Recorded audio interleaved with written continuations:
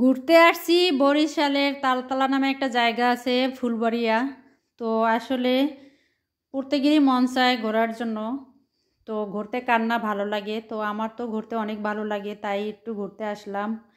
তো এখানে অনেক ধরনের আপনার এই যে শখের হাড়ি বলে একটা রেস্টুরেন্ট আছে।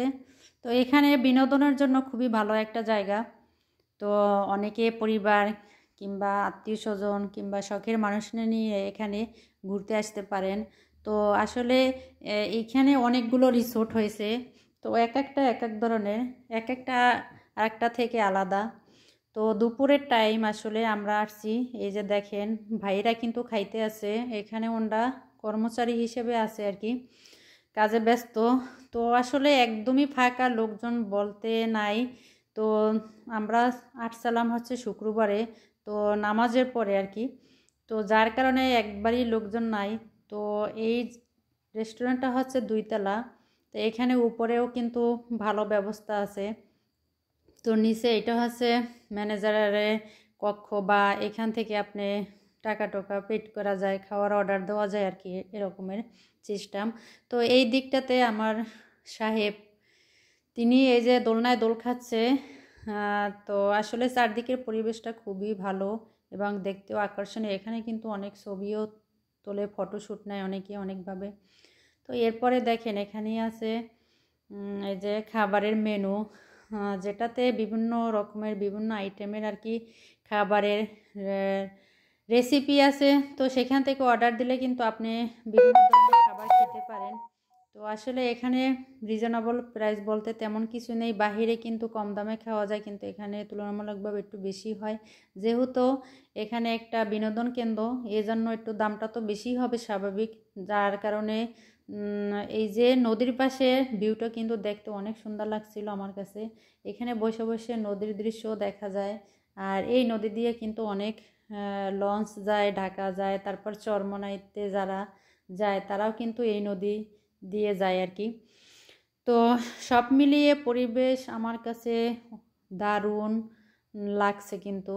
আর এই যে আমার সাহেব দেখতে আছে সব কিছু, মানে কীরকমের কী দাম আর কি।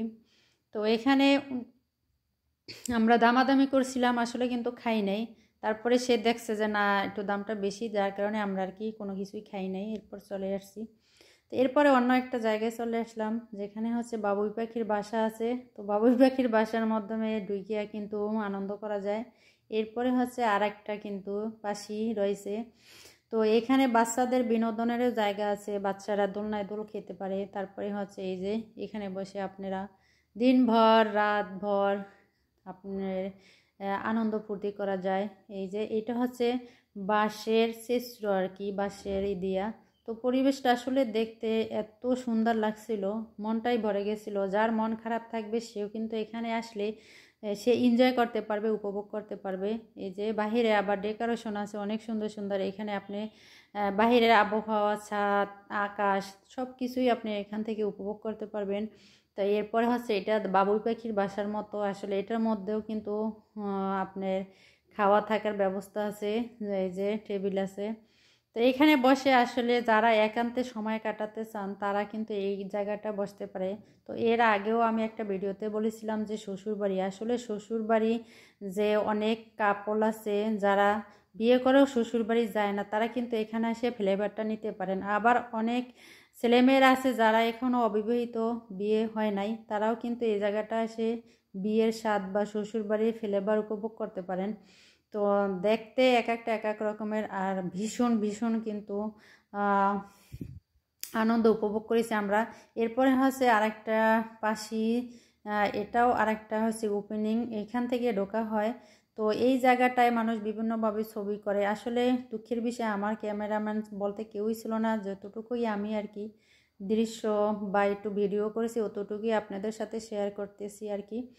তো আসলে আমার স্বামী, ওনার মন খারাপ যেহেতু, তারপরে ওনাকে আমি বলছি যে কোথাও থেকে আমরা ঘুরে আসি, তোমার মনটা ভালো হয়ে যাবে। তো যার কারণে আর কি এখানে আসা।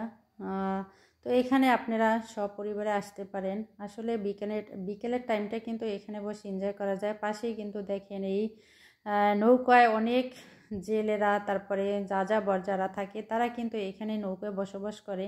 সব মিলিয়ে দেখেন নদীর পাড়টা কিন্তু একবারে আপনার বাঁধানো আছে, তারপরে এই যে বসানো আছে যাতে নদীগুলো আর না ভাঙে সেজন্য ব্যবস্থা করা আছে। তো পরবর্তী ভিডিওটা দেখার জন্য সবাইকে আমন্ত্রণ জানাচ্ছি। আবার সাথে থাকবেন, ভালোবাসা দিবেন। পরের আরেকটা ভিডিওতে আপনাদের নিয়ে যাব, সেটা দেখবেন আর কি। তো সবাই আসার জন্য চেষ্টা করবেন। ভালো থাকবেন। আল্লাহ হাফেজ।